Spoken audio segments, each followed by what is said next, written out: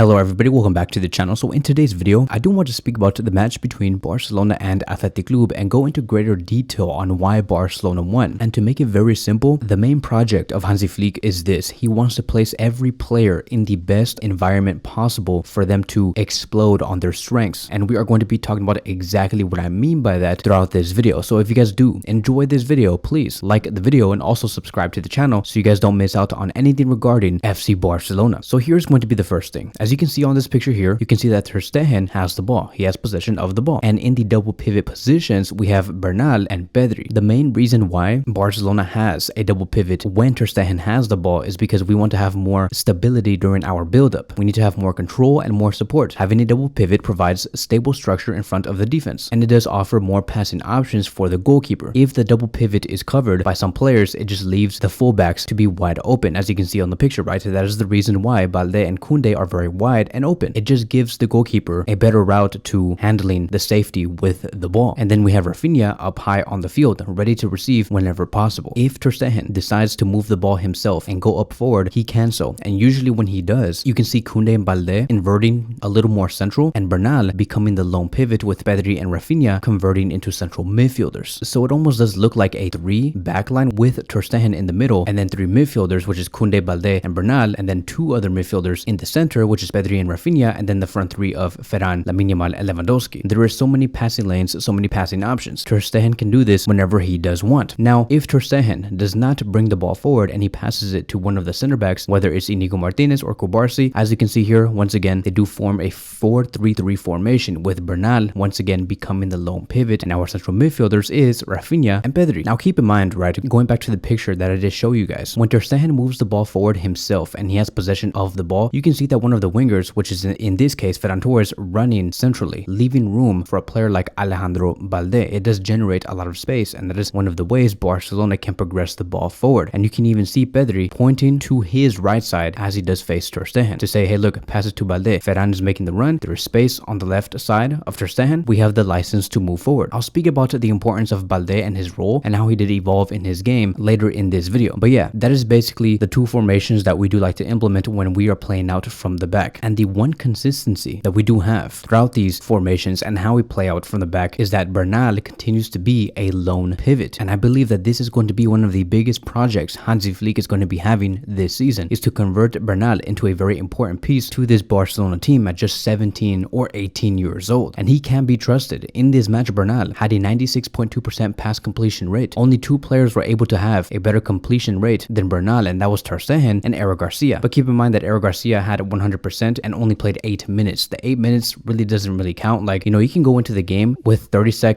seconds left to play in the match and only provide 1 pass that ends up being completed and come out at 100%. So that doesn't really count. I would say that if you play more than 65 minutes, then we can begin to count the pass completion rate. Bernal was the best one on the field. If you look at the heat map here, we can also see that Bernal usually does play in a very deep area. As you can see on the left side of this field, there's a lot of red, a lot of yellow. Yes, sometimes he did see the final third, but mostly he had a lot of effectiveness on the ball in the defensive third. To give you guys a better imagery of what Bernal did in this game, you can see that his back is facing the opposition with him facing Ter Stegen. He has the ball and he can sense the pressure from behind. And the good thing about Bernal is that usually when he does sense the press coming from one of the players, he passes it immediately to another player available. He does not take about 4 to 5 touches to make a decision. In this case right here, he passes the ball all the way to Raphinha on his right side. So it was a wonderful play coming from Bernal. He is very composed, looks very comfortable. He knows how to adjust himself very quickly because he does not require for himself to have 4 to 5 touches. A player like Frankie though, when he is in this position and he needs to make a decision when he is getting pressed, usually he just dribbles the ball around, makes U-turns, shifts left and right, holding up the play for Barcelona because Barcelona want to attack. This is not me shaming Frankie de Jong. I'm just saying that with the profile that Bernal does bring, it does benefit Barcelona much more. Frankie de Jong needs more touches, more turns, more dribbles. He holds the ball for about 3 to 4 seconds. Barcelona do not want that. Barcelona's game require much more of a faster approach, and that is Bernal. Here's going to be another image here. Bernal with his back facing the opposition. He's receiving the ball quickly from Cubarsí and quickly does find Jules Koundé on his left side, right? It was only a 1-touch pass and nothing more. He makes it very simple. Now, we also did talk about how Barcelona needs to have a good first receiver when Ter Stegen wants to pass it to one of the midfielders. Let's just say, for example, he cannot find Balde and Koundé and they're covered, and we only have the midfielders to pass it to. Somebody like Frankie can be reliable relied on. It is one of his strengths. But Bernal has really been showing that he has been working on it, improving his composure, improving the fact that he knows exactly what's going on behind him before he does receive the ball. So he's reliable, he's composed. This is the reason why Hansi Flick told to the media that Barcelona do not need to make any more CDM signings. Barcelona no longer want to look at Mikel Merino. He fully does trust Casado and Bernal as his other alternatives. And it tells us that Bernal most likely will see a lot of minutes this season. And based off what Bernal does bring to the pitch, I do think that he will see more minutes than Casado, but not at the rate of Pedri. For example, he'll sit right in the middle. When he did leave the pitch on the 86th minute for Eric Garcia, there was a standing ovation for the player because everybody knew that Bernal had a very special game. So now let's move on towards Alejandro Balde. Like what we have discussed, right? Balde's whole game plan has changed. Hansi Flick has given him another role, and a role that he has always been familiar with. He is now a dribbler with the ball, taking on the ball in the middle third of the pitch. He's no longer a player that likes to make those runs off the ball that's overlapping or underlapping, because usually when he makes those runs, whether it's overlapping, underlapping, and receives it at the very last minute of the attacking play, leading to a quick cross, it usually does not lead to anything. We saw that multiple times last season and the season before that one. With Balde's new role, he's now much more of a dribbler with the ball, receiving the ball in deeper positions, having more control and time on the ball to dictate the attacking play. Hansi Flick has given him this license. This type of role has been slowly taken away by Xavi Hernandez. Xavi Hernandez's main system and most common system was for Alejandro Balde to make those runs into the box, receiving passes from Raphinha or Pedri or Gavi or Frankie, and then just making a quick cross into the middle of the box. But again, it did not lead to anything. And to give you guys a better imagery once again about Balde and where he does like to handle the ball now, this is going to be the heat map that he has had against Athletic Club, which will be at the top, and then at the bottom is the heat map that he has had against Almeria back in 2023. You can see that he saw much less of the ball back then in the defensive third, because all he did was make runs into the final third and then just receive the ball. Here at the top right with Athletic Club, he received the ball a lot of times in deeper areas, dribbling through 1 to 2 to 3 players because that is his skill strength. And then as you can see, there is less emphasis on him just outside the box. Most of the red that you do see do come in the middle third, because now he is a player that dribbles the ball and releases it as soon as he does see players like Raphinha or Pedri make those runs into the box. As you can see here, this is going to be a picture of Balde about to receive the ball from Inigo Martinez on the 22nd minute. And what's fascinating about Balde making that run is that you can see Ferran Torres, Lewandowski, and Raphinha all in between the lines of Athletic Club, right? It shows the commitment that Hansi Flick wants from the players to have as many attacking players to go into the final third as much as possible, with Balde leading the helm. This is the reason why in this match he had the most progressive carries with a total of 6, because he carries the ball now with him. He does not run into space to receive the ball anymore. Now moving on towards another player, and that is going to be Pedri. And the reason why I want to bring in Pedri again is because a lot of you guys were interested in Barcelona having much more of a game in the middle, meaning having more constructed, well-constructed game plays centrally and no longer having to just solely rely on making crosses from the wings or taking on players from the wings. Pedri is one of the reasons why Barcelona is so good at it, right? So in this game, Pedri had the most progressive passes with a total of 10. Inigo Martinez had 10 also, and Raphinha had a total of 9. Pedri was also named as the player with the most ball recoveries with a total of 6. So as we can see here in this frame, Pedri has the ball, receiving it from, I believe it was Bernal or Lamine Yamal. Once Pedri had the ball, I really want you guys to pay attention to the movements and the positions of Raphinha, Ferran Torres, and Lewandowski that is surrounding Pedri with the ball. It's very interesting because you can see that Raphinha is running on his right side and Ferran Torres is making a run on his left side, giving Pedri some choices with Lewandowski going in central. Lamine Yamal is like the last runner because usually Lamine Yamal is the one that's making those passes to Pedri. It's very interesting because if you also look at the player average position, you can see that Raphinha is making that exact run through this heat map here. As you can see that it's right in front of him, right? If you look at the number 11 and you see the redness and the yellowness of this heat map, it points directly to the box because that is the type of runs that he was making, right? So this is the reason why Barcelona were so focused on making those central plays. It is because Raphinha was making a lot of runs there and Pedri was finding those players. So this heat map that we see here really does replicate the frames that we have just shown with Ferran Torres, Raphinha, and Lewandowski making those runs around Pedri. It's very interesting. It's very effective. It's hard to defend. Pedri is dictating the attacking play, and those central structured attacks, right? They're so entertaining to watch. And it is official. Pedri's best position has to be in the left central midfield position to control the tempo, not force anything, and when he does receive high, he finishes the attack through his key passes. The hard work that we have been doing in training has really been paying off. He is faster, he is stronger, and he looks a lot more focused. And this is what's going to lead me towards the final player, which is Raphinha, because usually when Barcelona are playing through the middle and it is not Pedri and it is Raphinha receiving the ball who was once again playing as a 10 in this match. Barcelona had a much different approach and a faster approach to goal. This does correlate to what I did say earlier in the video, right? Hansi Flick, depending on who does have the ball, play different because they want to give the best environment to that player to get the best strengths from that player. Let me explain. So like I said, when Raphinha has the ball and he's about to receive the ball, he's much more direct. He makes a one-touch pass to Lewandowski. Lewandowski passes it to another player. That is basically him. It's all about one touches. Here we can see Raphinha going centrally. Bernal making a pass to Lewandowski. Lewandowski makes a one-touch pass to Raphinha. Raphinha has the ball and just quickly releases it behind the defensive line with Ferran Torres making that run, right? It's much more direct, more high intense, and more high risk. With Pedri, you don't really see that. And that is not a bad thing. It is just simply not Pedri's game. But this is what I do mean, right? Hansi Flick is giving these players the license to play their own game. And these players need to know what to expect. In this game, Raphinha had the most tackles with a total of 3. He had 6 passes into the final third. He won the most tackles, which was a total of 2, had 2 interceptions, and had the most touches in the penalty area with a total of 8. Hansi Flick also complimented Raphinha by stating, for us, Raphinha always starts the pressure. The dynamism he brings to the rest of the players is invaluable. I didn't expect to see him press that much. He covers the entire pitch for 90 minutes and he's in very good form. So to wrap this all up, Hansi Flick sets the right environments depending on the player to bring the best strengths from that player. He does not like to minimize his players at all. He wants to get the best out of them. Like he never has Lewandowski, for example, to have the ball and beat a man because he knows that Lewandowski cannot do that. He's not a 1v1 dueler. So what Hansi Flick brought was more central attacking plays that would allow for Lewandowski to benefit and receive the ball inside the box. And this also brings the best out of Pedri. Raphinha and Ferran see more of wide positions when we are going central, and in the end sending multiple men in the box that creates goal scoring threats. Hansi Flick has truly problem solved and troubleshooted this team, and Barcelona will see a lot of success later down this season because of this approach. And so that is it. That is going to be wrapping up today's video. Thank you guys so much for watching, and I will see you guys in the next one.